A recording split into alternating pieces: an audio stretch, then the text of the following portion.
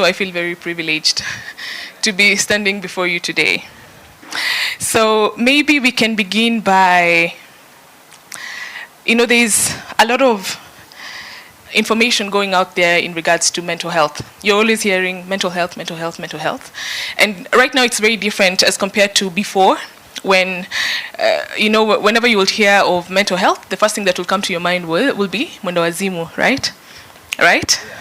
But then now we've gotten better understanding of what mental health is, and now it's something that cannot be separated from our physical health. And I like to say that just the same way you treat malaria, we have Dr. Rogers here, the way you treat malaria and other diseases, you cannot separate your brain from your body. It's not a separate entity. It has to work together in tandem with the body for you to function fully as an individual. Isn't that correct? Okay. So I would like this session to be as interactive as possible, and maybe I'm going to begin by asking, what is your definition of stress? Tunasemanga kila saa, I'm very stressed, I'm very stressed, I'm very stressed. What's your definition of stress? Who can go first? Who can go first?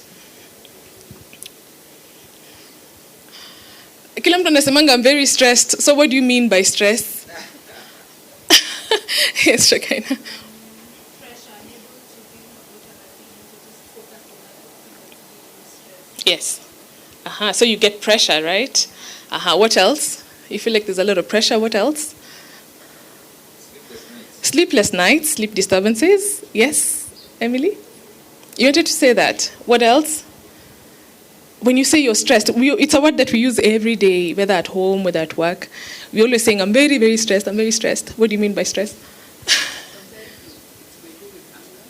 Yes.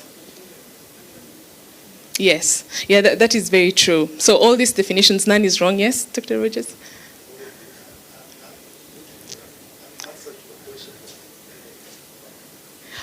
Wow. Looking for an answer to a question that is not being found. Oh, that's quite some dilemma right there, right? Yes, all these definitions are true definitions of what stress is, and everybody has their own definition of it, right? If we go out there, if I were to ask each one of you, everybody will have their own definition. And just in general, it's physical, biological, emotional, psychological factors that cause bodily or mental tensions, just like Shakena has mentioned. So you feel like you have a lot of tension, right?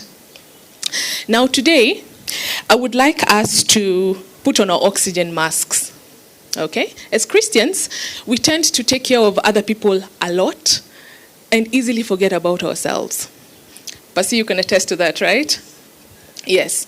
So I would like us for today, for you to put on your own oxygen mask first. You see, like when you're on a plane and when you're being given the safety instructions, what are you usually told?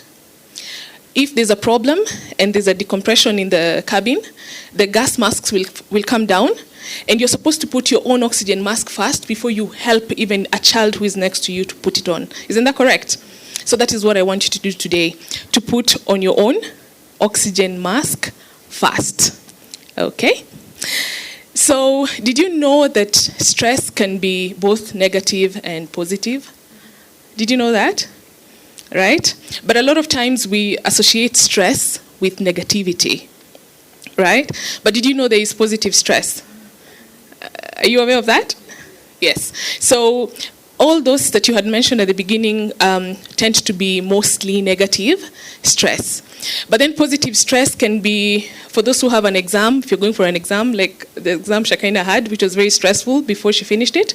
So before you go for an interview, before you do an exam, you will feel a lot of stress, right? But I will describe that as positive stress. So that I can listen. Okay. Yes. Okay. And I'm very tall, eh? Yeah, so all this can be, so a lot of times, so the positive stress, going for an exam, going for an interview, all these are positive stresses because they assist you to read more, to prepare for an interview better, and so on and so forth. So I would want you, when you're thinking about stress, not to just look at it from a negative perspective, but also from a positive perspective. So sources of stress, they can come from our environment, yeah? It can come from weather conditions. There are people who, when it's very hot, they will feel stressed. Those who are out there who experience winter for the first time, it can be very stressful. There are those who don't enjoy cold weather. It can be traffic. Traffic can drive you nuts in Nairobi, right? It can drive you crazy. So these are environmental factors. Even issues of crime can be environmental stressors. We have social stressors. For example, when you need to do a presentation like what I'm doing right now. Yeah, when you're going through issues of grief and loss, you're going through relationship issues and so on and so forth, all these are categorized as social stressors. Physiological, so for us women, premenopause can be a source of stressor, can be a stressor.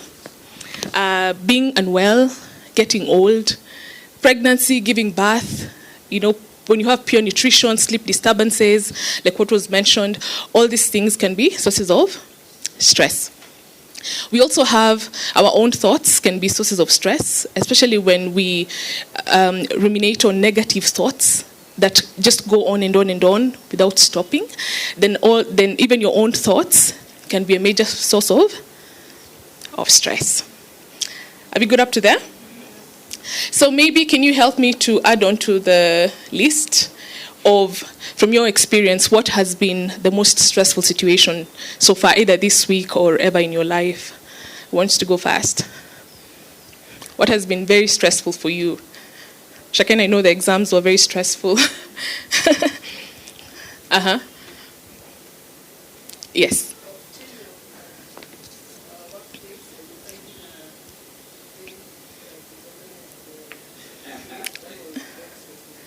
Okay, so changing, right? When you changed your workplace, right? And finding a more stressful environment. So thinking you had escaped from something and then finding something even worse, right? Okay, what else? What else? Yes, Dr. Rogers. Money. Yes. Okay, that's a good one. Yes. Yes. So financial stress. What else have you experienced as a major source of stress? Yes. Yes. Yeah. Mm-hmm. Okay. Yes. Okay. It's usually said you lose about 700, is it 700 hours of sleep as a parent in the first year? So brace for it, eh? Yeah, all this can be forms of stress, yeah? Who else would like to add on to it? Yes, Emily. Yes. Yes. Okay, yeah. So you see, we get to experience stress on a daily, right? It's totally a part of us. So again, like I'd mentioned, loss and grief, filing for divorce, for example, when you've been abused or neglected, especially for children, when you've been separated from a spouse, especially if you have a spouse who has to go to another country to work or to study, that can be a major stressor. Legal issues, inheritance issues, which is a major problem in Kenya. Excessive job demands, which can easily lead to burnout. Job insecurity. So wherever you're working, is your job secure? Do you know what's going to happen in the next 1 to 2 years? And then conflicts with teammates and workmates and your supervisor can be a major stressor. Isn't that true? And then lack of training necessary to do a job. You can move to a new position, or you're they're usually told, you say you know how to do a certain task when you're going for an interview, and then now when you go to do the actual job, you actually cannot do it because you lied during the interview. That's a major stressor, right? And then unproductive and time-consuming meetings. That can happen at the workplace. And then, of course, now commuting and travel schedules. See what's happening with all the traffic in Nairobi. We moved from working from home. Now people have gone back to work and traffic is crazy. All this and so on and so forth can be major stressors. So the list is endless. So you can imagine how much stress we get to experience on a daily. Then I want to talk about something called the general adaptation syndrome, which I think Dr. Rogers can also help me in from a medical background. So the general adaptation syndrome for stress. So what happens when you encounter a stressful situation, right? So the first one will be an alarm reaction. An alarm reaction meaning, so if a lion ikitokelezea hapa saizi, if a lion appears right now, what are you going to do? You will flee, right? But then there's somebody else who might decide to fight it, right? And someone else might freeze. All these are, it's a response to stress. And in general, if you look at different situations that you go through, you will probably experience a flight or fight response, okay? And then you might experience physical symptoms like your heartbeat goes high, right? Your blood pressure increases. You might have trembling, and then you become very alert. Like for people who live in Rongai, you've seen videos of lions walking. So if you hear there was a lion the day before that was spotted, the following morning you will be on alert, especially if you're not driving and you need to walk to the matatu, to the matatu bus stop, right? So you'll have very heightened sense, right? Then you move from the alarm reaction, from when you've encountered the stress, to a resistance stage. Okay? So the resistance stage is when the body is trying to go back to normal. Okay, when you've encountered a very stressful situation. For example, if a lion appeared here, and then maybe KWS come and, so we're hidden in all the rooms, and then KWS come and take it away, our stress levels will go down. Our blood pressure will come down. Isn't that true? But then, sometimes it happens that the stressor is prolonged. Okay? So your body is trying to come back to normal to resolve the issue, but the stress is just continuing. So what happens to our bodies during that time? You can encounter physical symptoms. Okay? For example, there are people who might have stomach upsets. Have you encountered that? Suddenly you just have major constipation or diarrhea out of nowhere. Okay? You might encounter physical symptoms. Some people might have headaches, okay, due to the stressful situation. What other physical symptoms have you encountered once you have come across a stressful situation? Pardon? Okay, insomnia. What other physical symptom? Memory loss. Yes, yeah. So the sleeplessness, the memory loss. You might encounter emotional symptoms like feeling very sad, very irritable. Yeah, you feel angry, just out of nowhere, right? You might encounter mental or cognitive issues, so memory issues, concentration problems. Okay, just sitting down on a task becomes an issue. Listening to a speaker or somebody at work doing a presentation becomes an issue. Okay? And you might also feel that life loses meaning as well. Okay? You also might encounter behavioral issues, for example, just feeling like crying out of nowhere. The people who might get into drugs and substance abuse, okay, as a way of coping. The people who might isolate themselves. So these symptoms manifest differently for different people. And again, the list it's endless. Then once you move from the resistance stage and you go through these symptoms, the physical, the cognitive, the emotional, and the behavioral, if again the issue is not resolved, you move to the exhaustion stage. Your body just becomes very tired. Okay, you become burnt out. And you'll find that you have decreased stress tolerance. So if you encounter more stress during this period, you will find yourself not being able to cope at all. Okay? And then the other thing is you might have a weakened immune system, okay, where it's very easy for you to develop heart-related issues. Blood pressure, diabetes, mental disorders, anxiety, depression, and so on and so forth. So you see, if you move from the alarm stage, you move to the resistance stage, still not resolved, and then you move to the exhaustion stage, you see you expose yourself to getting either mental-related disorders or physical, or a combination of both. Okay? So you see how important it is not to be stressed, or rather to know how to cope with the stress. Yes. So now, I will want us to move to the second exercise here. So I would want us to just close our eyes, wherever you are. Just close your eyes. And promise no lion is going to come when you close your eyes. So I would want you to think of a situation which was stressful to you. So when and where did it take place? So imagine the scene where it happened. Who else was there? What happened exactly in that situation? How did you react to the situation? And what did you say in that situation? So just hold it there.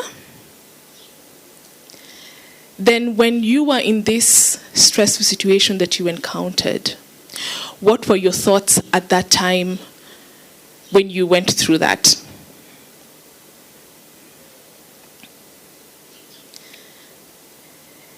And then what feelings did you encounter when you were in this situation? And also right now, as you think about the situation, what is going on through your mind?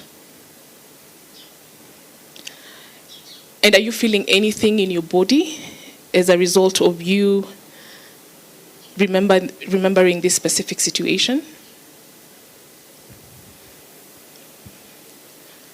Does it trigger anything in you when you think about it?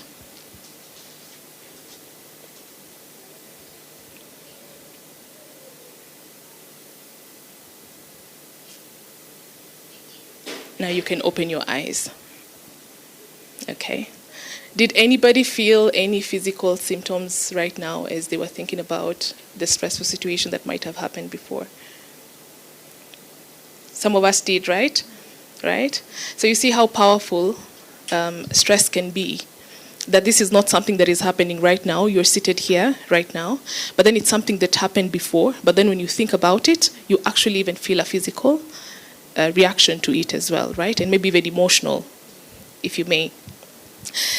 Then the other thing, and then I will come to now how to deal with the stress. The other thing that I wanted to just cover very briefly is on trauma. The most used or misused word that is there right now. Isn't that true? So what do you, when you say about trauma, I'm very traumatized, or it's a trauma response. What's your definition of trauma when you think about it?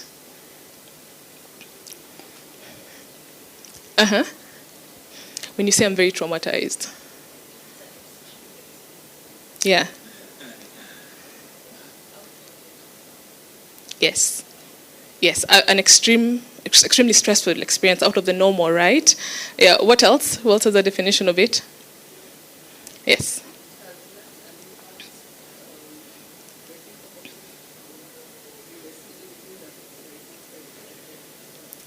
Yes, you get startled, right? And more stressed, right?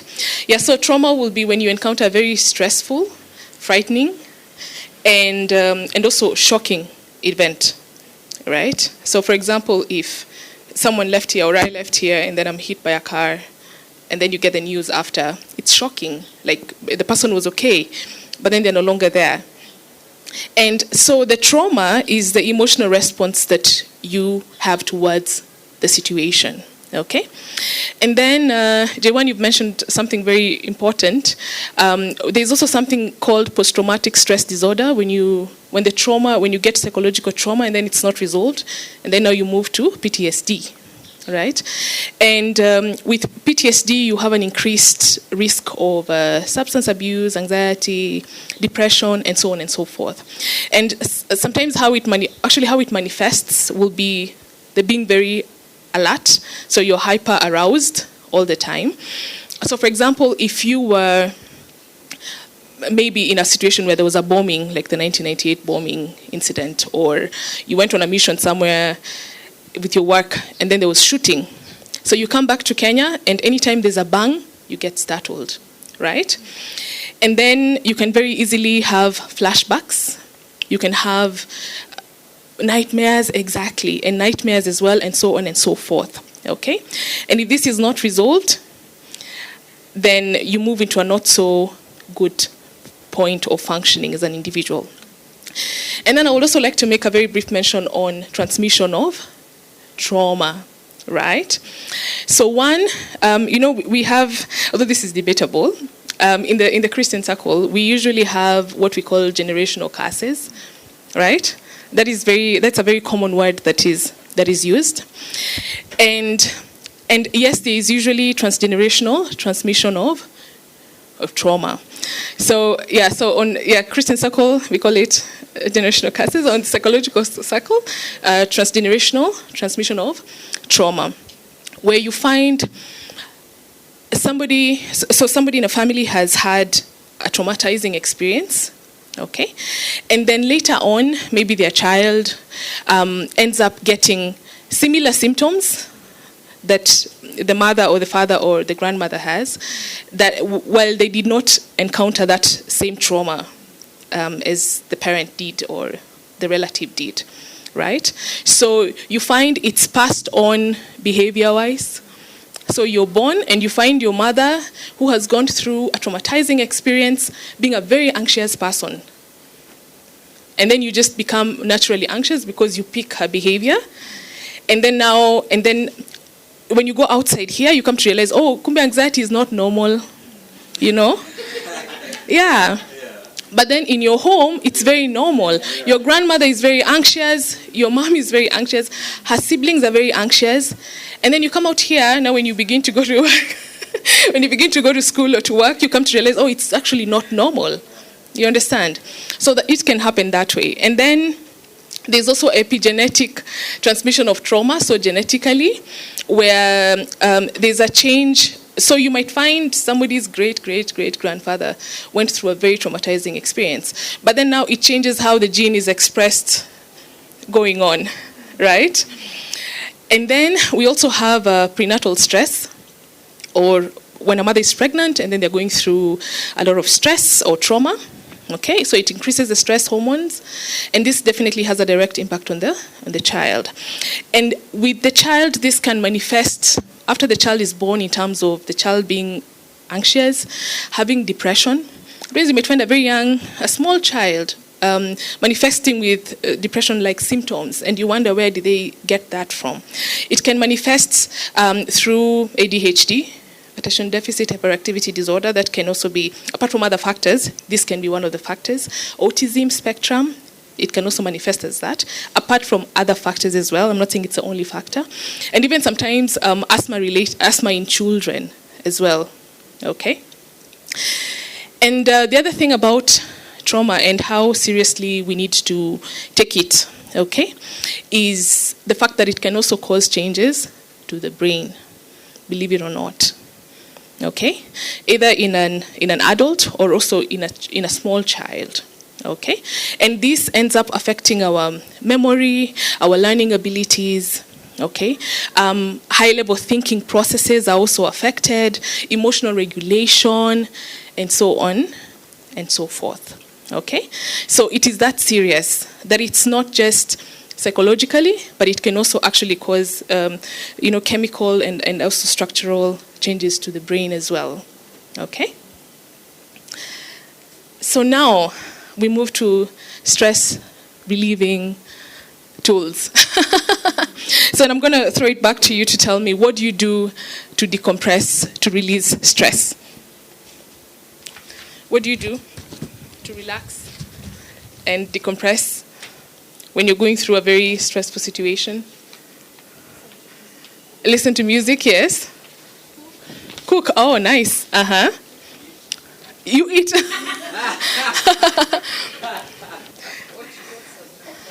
Watch some cartoons. Oh, nice. What else? Take a stroll. That's really good. Yes, talking to somebody. What else? Yes, Raha? Pardon? Working out. Yes, that's been scientifically proven to assist with that, very much so. What else? Yeah, you sleep, right? But I hope it's not oversleeping, because that also can be a symptom of something else. So what else do you do to decompress? Cry. And you feel better, right? It's usually said tears are very therapeutic. I usually say or compare coping strategies to tools, working tools in a toolbox. Okay, maybe a lot of women may not relate to that, but the men can, I think. So that, you see, with a toolbox, whenever you need to carry out a certain task, even with screwdrivers, there are different screwdrivers of different shapes and, right, the heads are very different.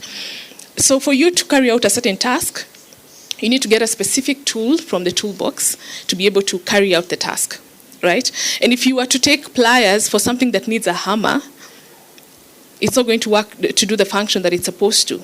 Isn't that correct? So I usually say we need to gather as much coping strategies as possible and put it in a toolbox, okay, or file them somewhere in a drawer, quote unquote, okay, so that whenever you encounter different stressful situations, all you need to do is to reach out for the right tool for that specific situation. Okay? Does it make sense? Yes. So some of the things that we can do will be relaxation exercises. Okay? So the people who will do yoga, the people who will do meditation, right?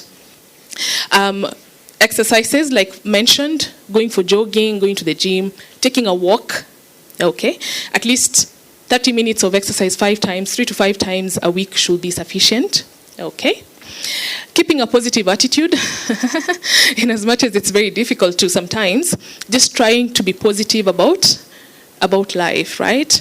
And what also helps a lot, keeping a journal on gratitude. Like every single day, you just write at least one thing of what you're grateful for the day. It works like magic, okay? And then being able to accept situations that you cannot control, right?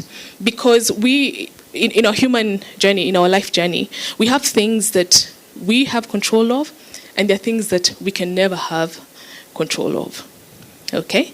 So for example, if your partner wakes up one day and probably decides they don't want to be with you anymore, or if you go through grief, like what we went through, these are situations that you cannot control, you cannot change, but it may be important to accept, okay?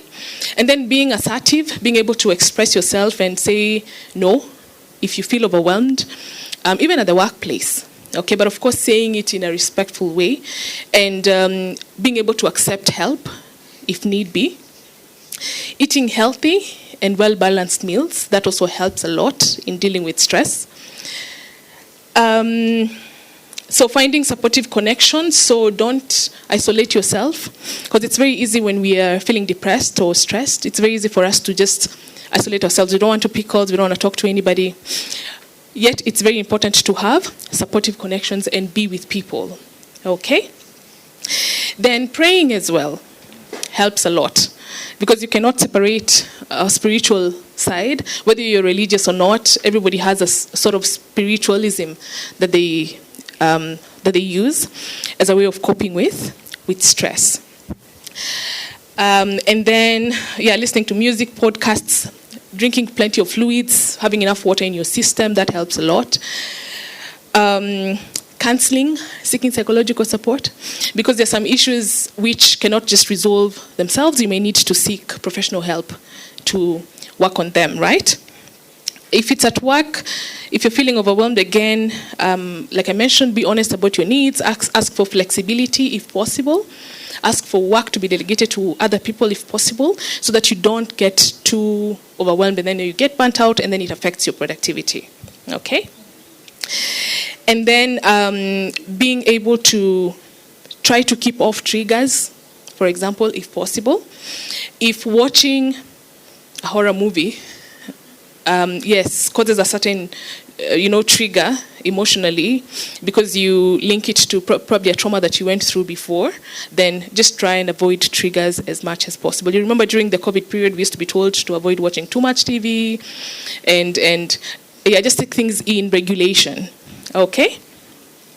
And then, of course, regulating drugs and alcohol. I hope you don't take drugs. Yes, so for people who drink, for example, just taking it in moderation, getting enough sleep, limiting caffeine, limiting too much of screen time, for example, before you sleep, and so on and so forth, okay? So the point being, you need to be able to customize for yourself, okay? And I think I need some water. Okay. So now, being able to just customize your needs to yourself, okay? There's somebody else who will do yoga, they'll feel better. For you, yoga doesn't work, praying does. So you just use whatever works for you. And in Philippians 4:6-7, it says, do not be anxious about anything, but in every situation,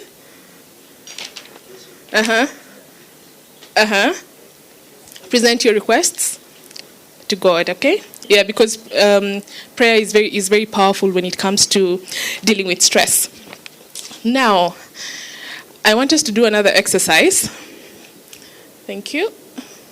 I'd like us to do another exercise. Closing of eyes again.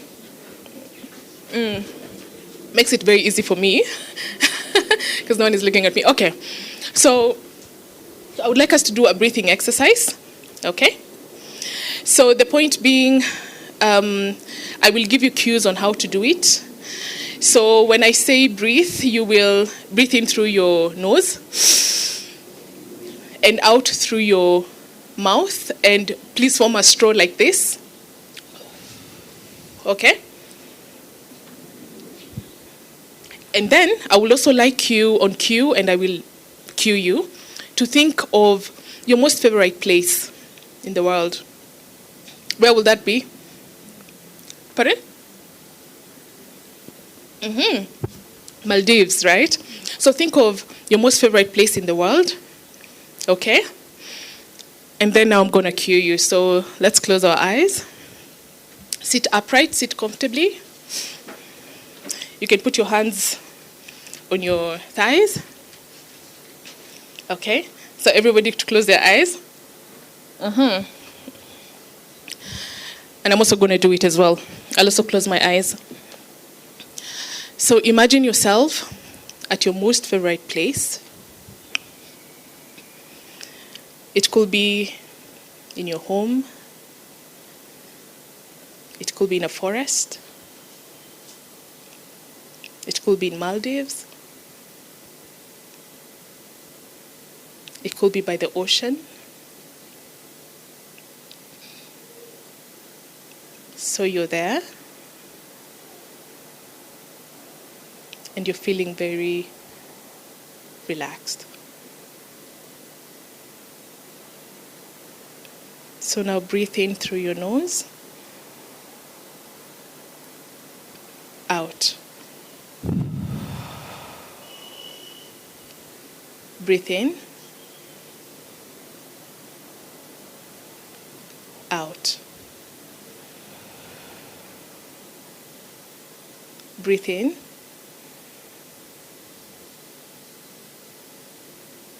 out.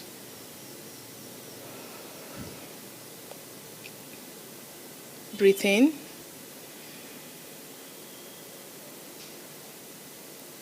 out.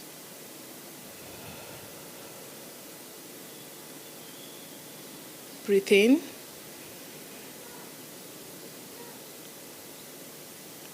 out. Breathe in,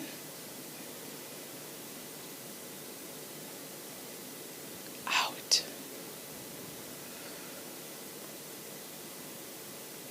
Feel relaxed. Feel relaxed. Feel relaxed. Relax. Relax. Relax.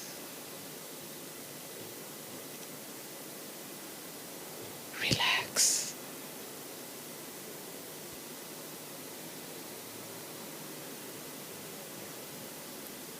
Now you can open your eyes. How did that feel? Right? Did you feel a bit relaxed? Right? So it's one of those things when you feel stressed and you feel anxious, you can actually use it as a way of relaxing your body. Is that okay? So whether even before you sleep, it's one of the things that you can actually do to relax yourself. And so, of course, the more you do it, the more you will feel its effects and the more you will perfect it. Okay? Yeah, so you just float and go to another world. Right? So now let me just make a mention of the last thing here, which will be, there's something that we call grounding, okay, which is used as a stress reliever or when you're very anxious. Sometimes when we are very stressed, we easily disassociate. Have you ever experienced that? Have you experienced that before? When you're very stressed, you can easily disassociate. Okay? You feel like, so you move from being present. You don't feel yourself in the present.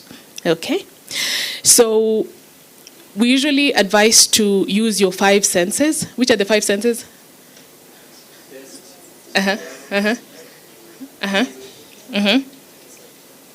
Sight and hearing, right? So if you were to ever experience such a situation, will be to, one, you can use your eyes to look around you, because the whole point is to bring you back to the present. You look around you and then you name the objects that you can see. Okay? So you can say this tent is white, the chairs are green, there's a picture of something on the wall. So you make a mention of what you can see. Okay? And then you can take perfume, you just spray a little of it, and then smell it. Okay? So this is to bring yourself to the present. Okay? Then you can just sit and listen to the noises around you. Is it cars passing? Like now we can hear cars passing. Is it cars passing? Is it birds chirping?